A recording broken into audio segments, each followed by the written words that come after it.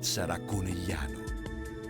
Bentrovati al meteo. Drastico cambiamento di scenario nel weekend a causa di una perturbazione che porterà maltempo e temperature in lieve calo. Il dettaglio di sabato 29 agosto. Sul Veneto al mattino ancora qualche spazio soleggiato, condizioni via via spiccatamente più instabili con nuvolosità in aumento, temporali dapprima sulle zone montane e pedemontane, col passare delle ore fenomeni anche altrove, attenzione perché localmente saranno anche forti, il rischio di criticità idrogeologiche. Temperature minime fino a 21 gradi, valori massimi invece tra i 27 e i 32 gradi all'incirca.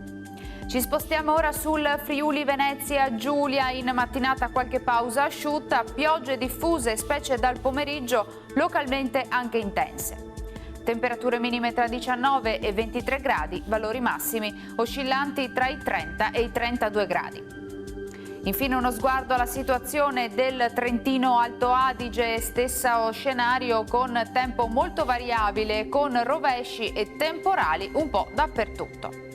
Temperature minime sui 17-18 gradi, massime intorno ai 28 gradi. Dal meteo per ora è tutto, vi auguro un buon proseguimento con Antenna 3. Arrivederci.